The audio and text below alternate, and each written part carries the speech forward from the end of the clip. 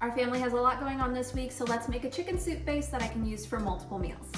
As much as I love my rotisserie chicken and I will use it in anything, this is a little better if you use a fresh chicken. Right now these are $11 or $12 where I live, which is not my favorite when you have your $5 chickens available at most of the membership stores, but trust the process.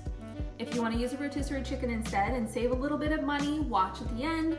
I'll give the alternatives. We're going to start by making your chicken broth. Chicken broth is usually referring to something with an uncooked bird, where chicken stock is going to be your roasted bones.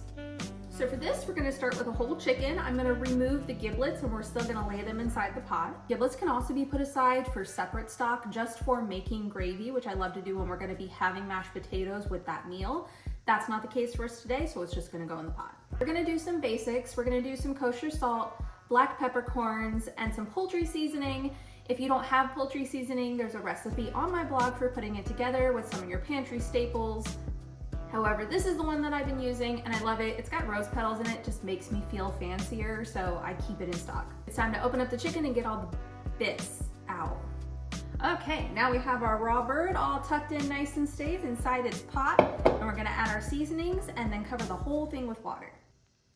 I'm not super concerned with the placement of everything here because I'm about to soak it all anyway. This is a big old bird, so even in a large Dutch oven, it's not gonna be completely covered with the water, and that's okay. A little bit of the breast is gonna stick out of the top. It's still gonna cook just fine.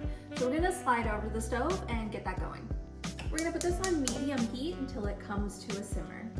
Then we're gonna close it and try to leave it alone for about an hour. Okay, our bird has been going for about an hour. I'm gonna get it transferred over. So at this point, the bird should really just come right apart. There are probably better ways to break it down, but I'm just gonna use some gloves and rip it apart.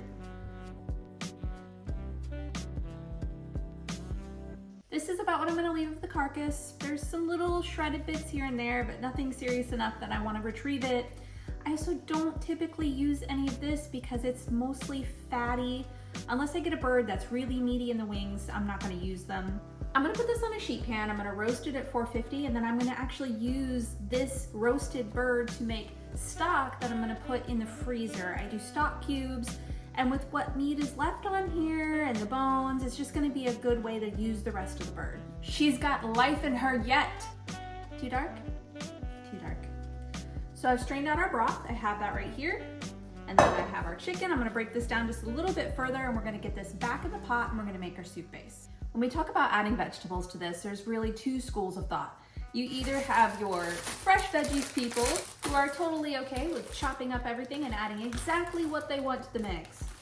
And then you have your frozen veggies people, and I'm here to tell you that I'm not judging you either way. Depending on the night and what I plan on doing with this, I fall into both categories, so do whichever one makes the most sense to you. This time, I've already opened this, so we're gonna do the frozen ones. Can you see how dark it got behind me? Maine winters are insane. This is my first one here. All right, time to add our chicken, our veggies, and our broth back to the Dutch oven. I remember there was a time when I used to only think that this Dutch oven was for making bread. Like, the only thing I used it for was baking sourdough. And now it is my default anytime I can use it. I love it. You can totally chop up the chicken smaller if you want, especially if you have little kids. I know that a lot of this is gonna be getting turned into chicken pot pies, so I wanna leave mine a little chunkier.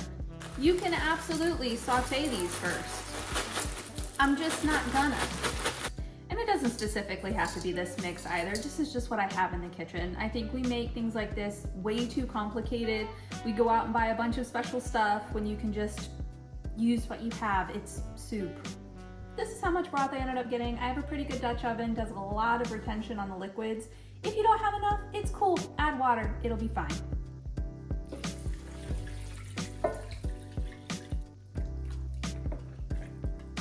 Every freaking time.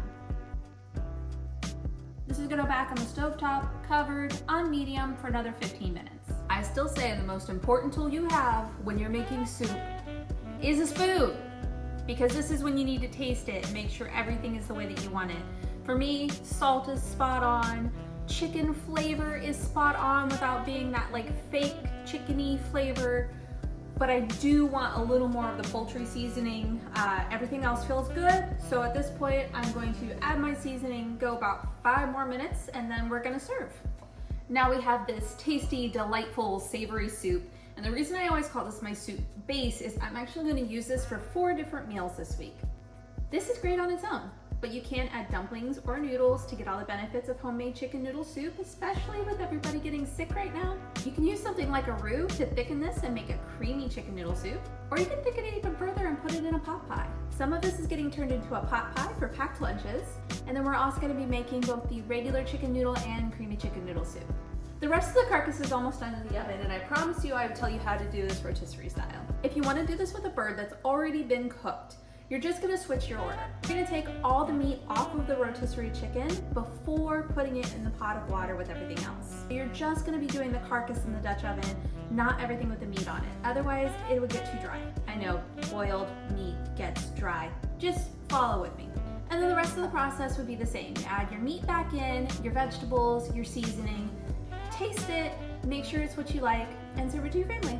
Or have it for yourself. I'm not telling anybody. Enjoy.